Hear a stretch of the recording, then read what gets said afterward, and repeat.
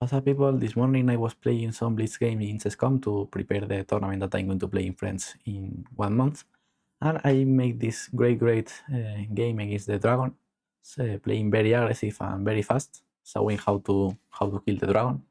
Okay, e4, c5, knight f3, d6. That's the dragon defense. Bishop e3, bishop g7, f3, short castle, queen d2, knight c6, long castle. That's the main line, d5. And here I employ the line that Vaisali used to win the candidates tournament in the last round against Katerina Lagno, with knight c6, bishop c6, pawn c6, and bishop c4. I don't know the theory of the position, but okay, I remember some ideas that I watched when I analyzed that game. In that game, Lagno played bishop e6, who is not good because after all the trades here, white is better with the extra pawn. Here, important take with the c pawn, not like Vaisali. But here my opponent play the best move, who is c6. And here I play first bishop c4 to not have this bishop attack on c4. I play bishop b3. And after bishop b7, I decide to go aggressive with h4.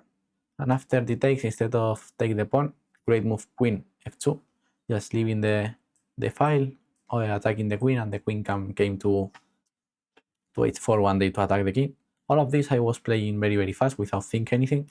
Queen c7, and now another great move h5, trying to open files and attack the black king. Against the dragon, we should go for the king, because if not, this bishop is perfectly placed here and black is completely fine. So we should go against the king in the dragon. Knight takes c4 is another possibility. That's not easy, for example, for black to find c5 sacrificing the exchange. But okay, here h5, for example, was playable too. But okay, knight takes c4 is interesting, but okay, I decide to go sharp with h5. It takes f3. Here, yesterday I make a video talking about the dragon, and I say that once the pawn lands on h5, here we have 3 options. Or push h6 to play in a more positional style. Abdusatrov in that game against Mamediarov play h6 and won a great positional game. You have the game in the channel. H takes g6 is the other possibility, trying to open the h file. And the third option is just keep everything open, just keeping the option of h6 or keep the option of h takes g6. I take the decision of just maintain the tension. I play g takes f3 in just 1 second. I don't think nothing. I just trying to put pressure to my opponent in the clock too. But here the machine really likes h6, bishop h8, and now just pawn takes, playing a more positional style. Here black is pawn up, but like I explained in that video, the pawn on h6 is very strong. c5, now rook h4, knight d7, knight b5, or rook c4 is another possibility. Sorry, rook c4 here. But okay, this is a different style. But for this game, I just wanted to go for his king and play aggressive. So h takes g6 was a better option according to the machine than g takes f3. Pawn takes and now take on f3. c5 is an important move, opening the bishop. Rook h4, rook fd8, rook g1. Of course, we should keep pieces to attack the black king. Now black have some options. For example, knight d5 could be a possibility. And here the position is equal, but it's of course very unclear because white have a piece down and now it's sacrificing a rook. Rook a8 is another option. Bishop takes, and now we can see this sacrifice. Okay, as in the other position, the machine says equal, but the white attack is very interesting because we are sacrificing many pieces. But okay, I play g takes f3, who is not so good because the machine says that knight takes h5 is fine. But okay, against knight takes h5, I have some ideas of take here and now open the e-file. Of course, from a practical point of view, this doesn't work. But in a blitz game, this is very annoying to play by black in a blitz game where you have just 2 minutes. c5, rook d1, for example, or just take here dld. This could be interesting. The machine say that black is better, but it's fine. Or rook d1 or dld. But here, instead of knight takes h5, c5 was another playable move. My opponent failed with rook d8, And here I play very good rook dg1, just keeping pieces over the board to attack. And after c5 by my opponent, here I play just in the dragon style, just plays well the pieces, h8 and sacrifices. And after h4, h5, now it's time to sacrifice it like Fischer says. Now pawn takes and first sacrifice, rook takes g6, just opening the position. That's the key move and white is completely winning. Great move for rook takes g6, because after pawn takes, bishop b6, king f8, bishop c5, king e8, and okay, here white have nothing concrete to still giving check, because okay, the checks are over, and black have an extra rook, but white is completely winning thanks to these two bishops, because this king have no squares. Okay, there are no direct threats, but black just can move. That's the idea. Here I play rook e1, who is still winning. It's not the best move according to my team, but okay, it's still winning. It's enough to win. Queen e3 here was stronger, just with the same idea of play the queen in the same file of the king.